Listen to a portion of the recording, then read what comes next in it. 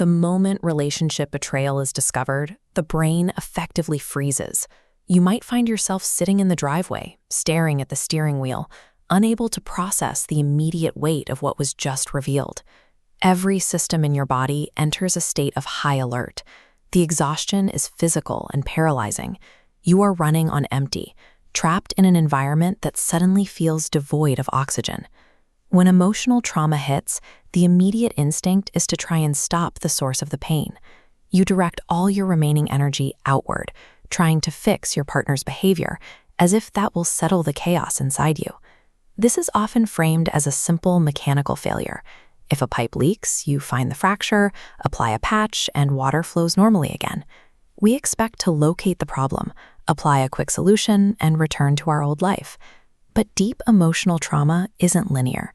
When you try to patch a betrayal, you find the problem is far more tangled. You are dealing with ingrained neurological pathways and defense mechanisms that do not respond to mechanical logic. Applying a mechanical expectation to a complex human crisis traps you in a cycle of failure. You exhaust your reserves trying to control a situation that isn't a machine, inevitably leading to more self-blame when the patch fails to hold. This dynamic often persists for years. You spend your middle years locked in draining negotiations that produce no actual change in the relationship's trajectory. You attempt to reason with a partner who responds with defensiveness. Instead of progress, you face constant gaslighting, a process that disorients you until you begin to doubt your own memory and perception. This effort consumes your energy without moving you forward. It is the quicksand effect. The harder you work to manage someone else's dysfunction, the deeper you sink into emotional depletion. You are trying to pump oxygen into a relationship that is uninhabitable, suffocating your own needs to maintain stability for everyone else. This leads to the most difficult question in recovery. How can you possibly heal when the person causing the damage refuses to take accountability for it? Survival requires a total pivot. You enter a triage phase where you stop the effort to fix the partner and redirect every drop of your remaining energy into your own immediate psychological safety. Take the example of a mother who has spent a decade in a toxic marriage while raising children with special needs. She wakes up every day already depleted from overgiving. She continues to give away pieces of herself because she is afraid. She fears that if she stops providing the emotional labor, her entire family structure will fall apart. To recover, she has to build an incubator, a fiercely protected psychological space that is off-limits to her partner's demands and interpretations. The first step in this process is physical. It requires removing yourself from the toxic environment to secure just 20 minutes of absolute quiet per day, time that belongs exclusively to you. This quiet time clears the static of your partner's gaslighting. When external noise is muted, you can hear your emotional instincts again. Removing that static allows them to slowly resurface. It's a gradual process where you learn to trust your own senses. This independent space is the necessary foundation for healing. Without a private place to think, the mind remains stuck in a state of reaction, unable to do the deeper work of recovery. The moment you establish this perimeter, the environment will push back. A toxic dynamic relies on your constant availability, and it will fight to regain control over your attention. Your partner may interpret your silence as a threat.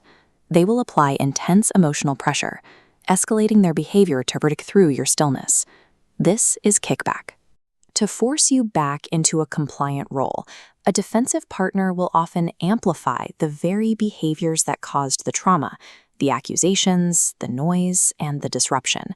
Toxic arguments provide a fast, adrenaline-fueled rush of chemicals. In contrast, holding a quiet boundary offers no immediate reward. It feels slow, punishing, and deeply uncomfortable. Surviving this phase requires building muscle memory. You treat boundary setting like a repetitive physical exercise, holding the line against constant pressure until the new behavior becomes automatic. This work often feels invisible. You are like a farmer who meticulously waters the ground for weeks without seeing a single sprout. It is a grueling period of self-doubt and delayed results. Accepting this lack of immediate feedback is the only way to construct a safe psychological environment.